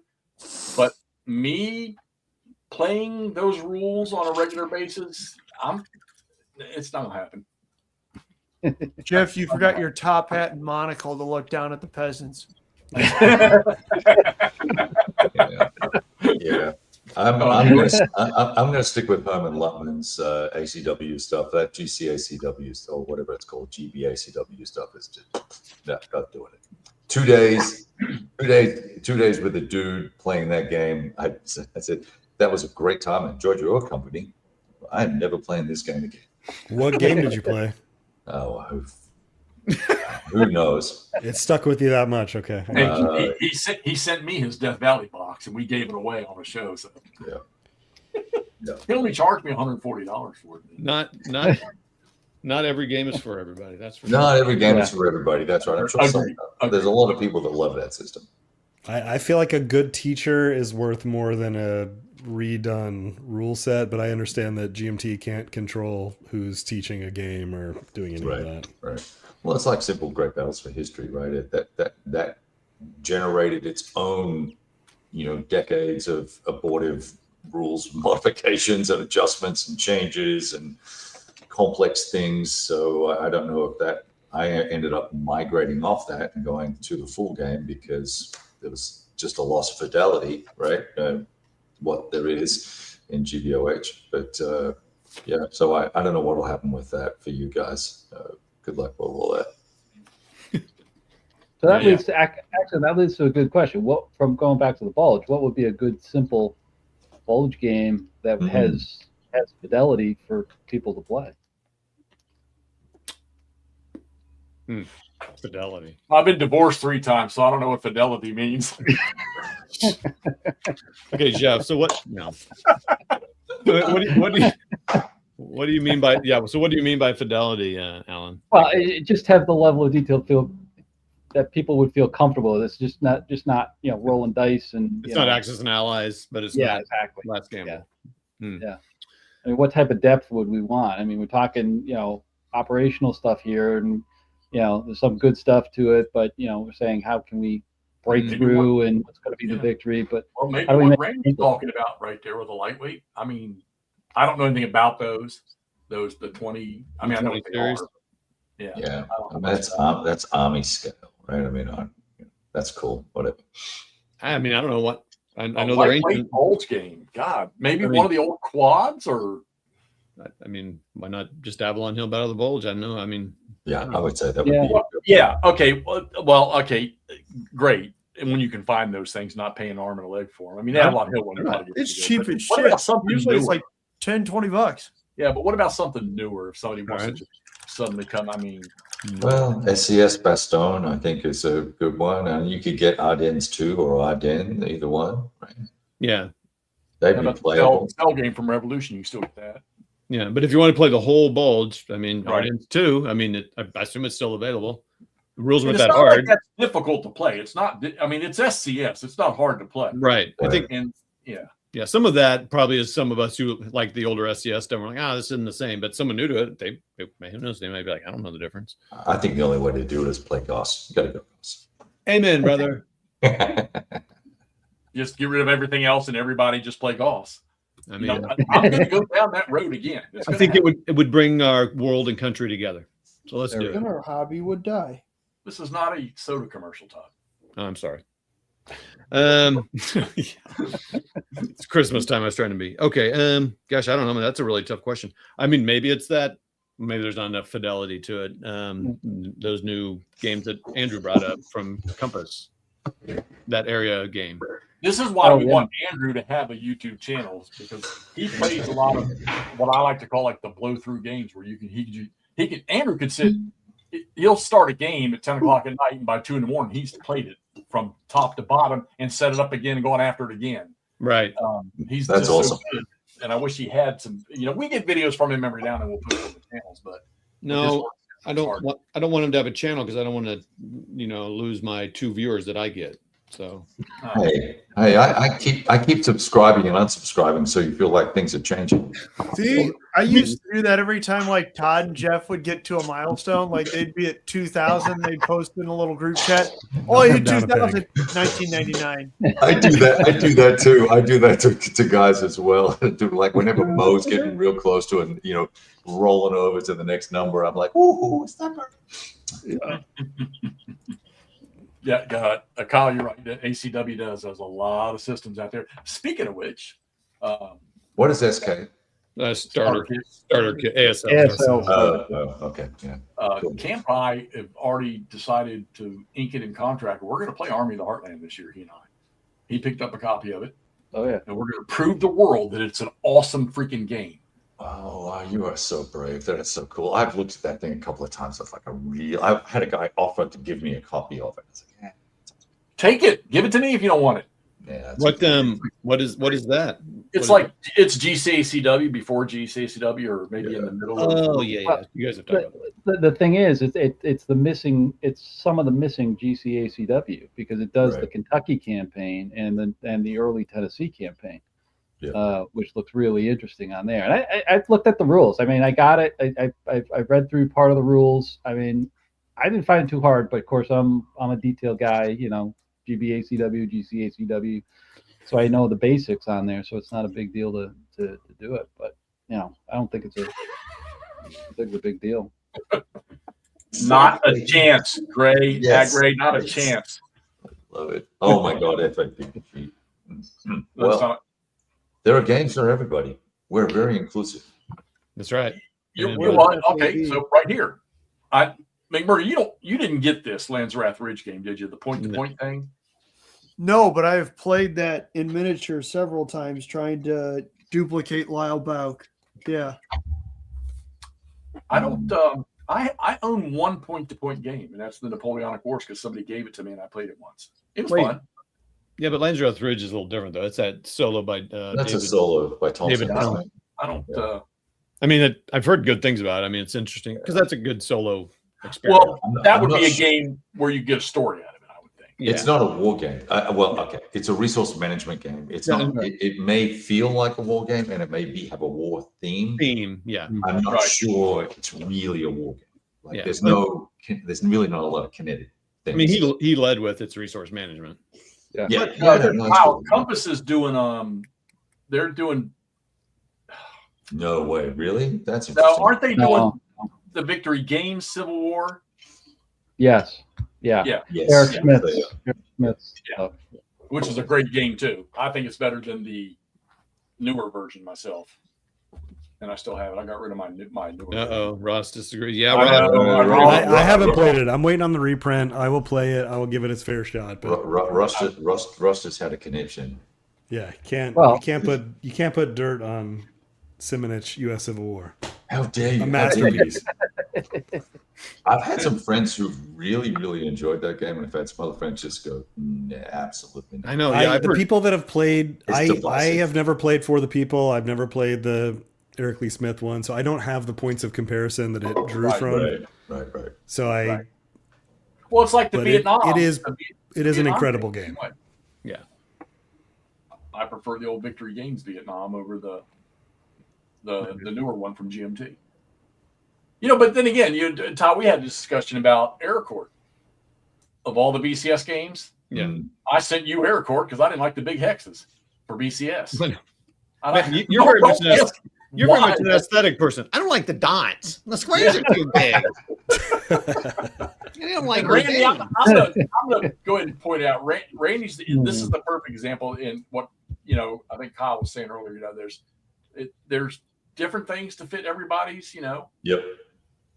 And I see a lot of the guys out there that post in about these little, well, I don't say little, but lighter weight games that I just, I don't touch them. And then it's funny because I laugh at myself because I just sit here and played all 6 scenarios in the Fall Blau game, and the biggest amount of turns in one game was 6. All the rest of them were 3 and 2, and just had the freaking time of my life playing.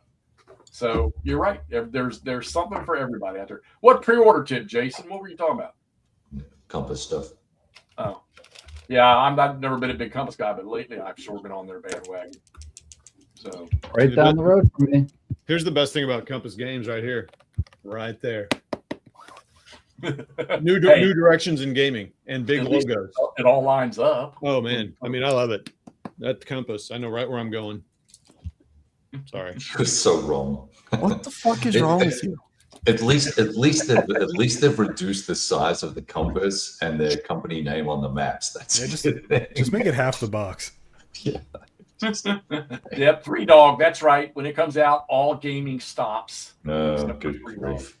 So, Kevin, you ordered a couple copies of it, didn't you? Yeah.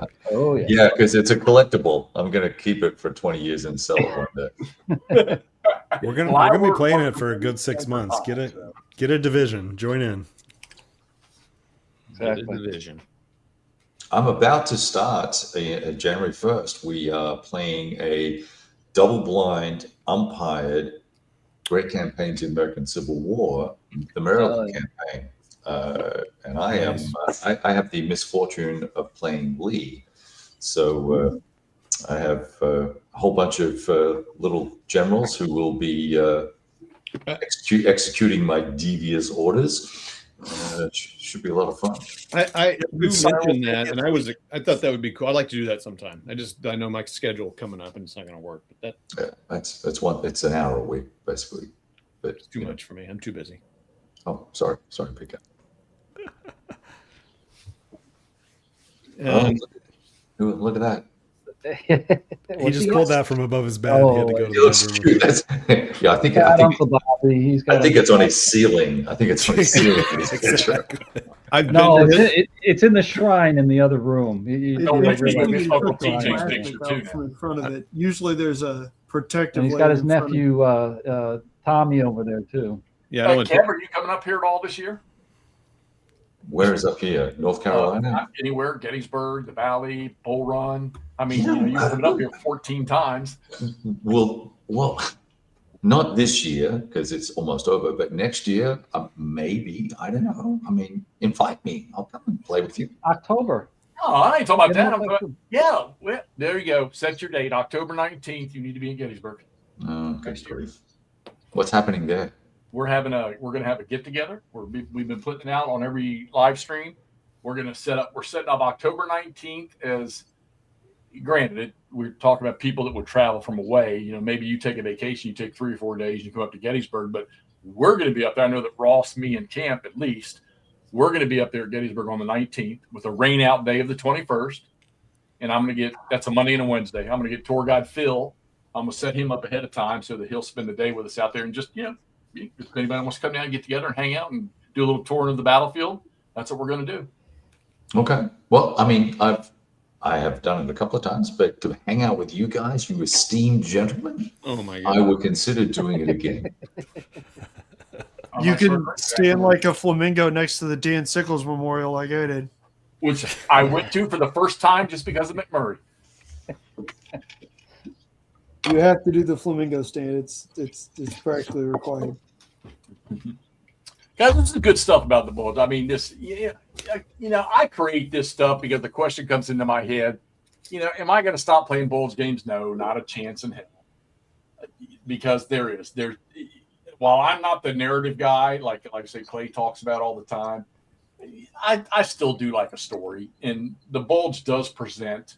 I mean, you can just go right down the line of everything on the first couple of days, and how the ghost front or whatever you want to call it, how they just got the shit kicked out of them, and I always found that amazing over the years and years and years and years of knowing things about the Bulge, being over in Europe and just reading the stuff as a kid and as I grew into gaming and stuff about, were we really that freaking stupid that we didn't think that the potential was there? I mean, I guess you had to say, this guy did this in 1940. Is he dumb enough to do this again in 1944?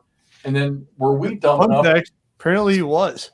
Yeah, apparently we were dumb enough to not think that he would do it. So, I mean, and then there was, like I say, the resilience of the Americans and what they did.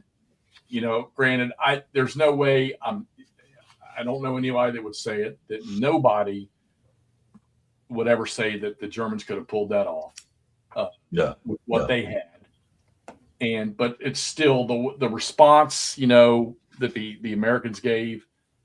And I'm going to say it again. I can't even believe I'm going to say it, but even Monty having some very good ideas on the strategy for the northern side of that pocket were not too shabby from what I've gathered recently and reading stuff and watching some documentary stuff from people that are pretty decent. So yeah, there's always a story there for Bulge. There's plenty of games out there. I think that the one that I don't have my hands on and never got my hands on was the quad box. I'd love to get that. I think McMurray, found one time, but he found it for me online, but I never purchased it. But I think that's one that I think I would like to see and get my hands on. Yeah, same here. I haven't played them either. I'd like to get them. That just those old quad games SPI used to put out were just phenomenal. Right. I still have Army Group Sal. I think that's a great box, and I've had that 2 or 3 times. That's my Todd version of a game. I bought it 2 or 3 times. I love it. But yeah, I mean, come on. A lot of viewers in here tonight. Any final comments before we shut this thing off tonight on the Bulge or Ardennes? Recommendations, things to stay away from, game that you think you would get, that somebody would get enjoyment out. I know we've already talked about people coming in, new games to play, but something that you really enjoyed playing that had to do with the Battle of the Bulge, whether it's from Squad Leader to freaking Goss. Any recommendation for anybody out there at all for detail and not too hard to play? I did like what Scott Rowland said, who's offered to teach me VCS, said, why are we talking so much about Bulge games? Let's get going. He wants to get going right now. Scott will get you on with VCS, Last Blitzkrieg right now in Basel. Scott, I need to take you up on that. Well, he keeps offering it to you. I know he's going to stop eventually. He's going to charge you. Wait, Todd, you don't know how to play VCS? You played VCS. I played it like 5 times. I had 5 different people tried to teach me, and I'm just like, I think that, like Jeff was saying, the biggest thing I struggle with is all the different armor types: red, hard, soft, right. included, not included. I have a hard time just like, what? I mean, I get all the stuff that people say, oh, this is hard to comprehend, like the blob and the cross the stream. That stuff all makes sense to me. It's just knowing which thing has a sight on makes you stop. It's just the terminology. Right. Stopping, I'm absolutely. stopping. Yeah. It's just like, what? I mean, again, I just haven't understood it yet. I think what I need to do is like what happened with GTS. I need to play with a Scott or somebody a long game and just not know what I'm doing for a while, and then eventually it'll like click. I'm like, oh, okay, I get what's happening now. That's probably all I have to do. Yeah. I'm terrified. So you're where I am with GTS, right? So that's interesting with VCS. Yeah, no, that's exactly what it is. I want to like it, and if they come out with that Market Garden game, I think I would want to play that. Like big, I think it could be really good. It's pretty interesting because the last year when I was up at St. Louis, we played Valley of Tears for 3 days. Right? Yeah. So I pulled out Last Blitzkrieg and I was like, I'm going to set this up. I'm going to get after it, and I'm just because I got it down and I pulled the rule book out and looked at it and went, oh shit. And I looked at all those counters. I was like, oh man, no, I don't count. Do I have the intestinal fortitude to actually make this happen?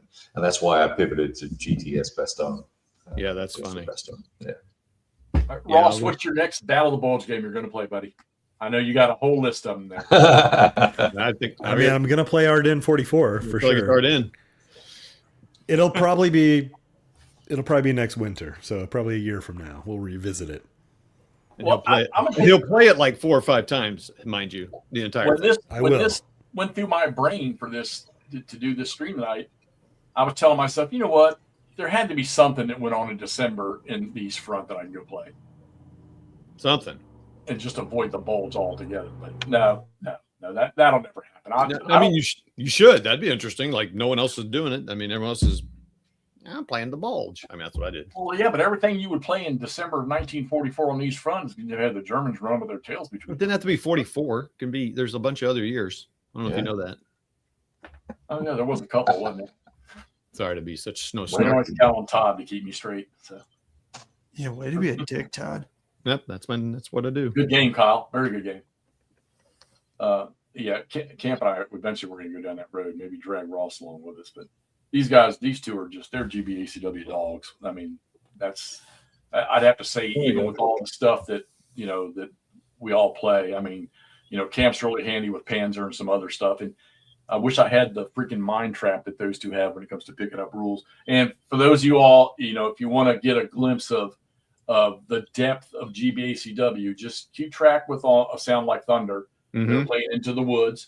And don't take this the wrong way. They're playing it at the grinding pace because they're paying attention to everything that's going on. That's another game with a lot of special rules in the early phase of that fight. But they're shooting this thing in 2 to 3 hour bursts, and it's well worth watching what him and his buddy, Sean is it, I think, what they're doing. Yeah, we're playing tomorrow morning, so we've been a couple weeks off, so we got to get refreshed and. Yeah, I got 20 something hours in, 4 turns in of 20 or whatever. Wow. it's a grind. You're a stud, dog. I'll be done with Into the Woods when I'm done with Into the Woods. So hey, I know I tried to share Alan's channel, but Ross, I don't have your channel name. What's your channel name again? Yeah, it's a Sound Like Thunder. I'll post it in here. Yeah, I don't know if you can do links or not because it gets probably not. Oh, you can. Okay. Yeah. All right. If you're on here, you can do it. You're having find it. Just real quick, I wanted to we talked about this at the very beginning, and then Arthur was mentioning it. So the Tabletop's Edge is who we talked about at the very beginning. But I went to look at his video. He had 30 videos posted, super videos, right? Like he goes through every move of Last Blitzkrieg, fantastic. RVT, don't forget RVT. Yeah, RVT's got good stuff. But this is the guy that played it, and he tells you, like, in the first few turns, he's like, okay, I'm doing this, and this is the modifier. So he's very clear. It's very good. He only went to December 21st. So I went and looked at his 30 videos, and I looked at the very last one. And he goes, December 21st, I think I've kind of hit. I didn't watch it because, I was listening. But so he didn't make it. Right. I mean, he made it far, I guess. 5 days, 6 days, but which is he does the playthrough with. He talks through it step by step what he's doing with each formation he's moving. RVT analysis. He does a rules breakdown and a deep analysis on how to make things work in the game and how to use the formations and stuff. And I think he's revisiting it now too. So there's 2 guys: RVT, Robert Van Tol, and Tabletop's Edge. You want good BCS detail, along with what's his name from that does the stuff. For MMP, he hasn't done anything recently. I think he did Air Corpus. He does all the rules explanations for MMP. Oh, I can't think of what his name is now. But every time they come up with a new system, he'll play. He did GTS. He did BCS. Lee Forrester. Yeah. Lee Forrester. Yeah. Well, yeah, he hasn't made something in a while. Yeah, he hasn't done that for a long time. And I was looking at his GTS stuff and got in an argument with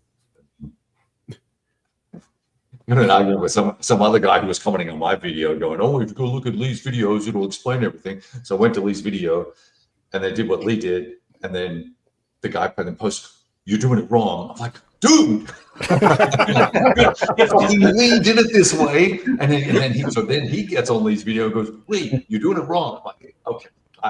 That's when I say, F it, I'm resetting and starting again. That's what I almost flipped the board. I was so aggravated. Yeah, but I appreciate the feedback from the fantastic. Right. Yeah. Well, yeah. Well, okay. So we've got Ross and his buddy playing Into the Woods, GBCW. Camp and I are going to continue with our blind swords.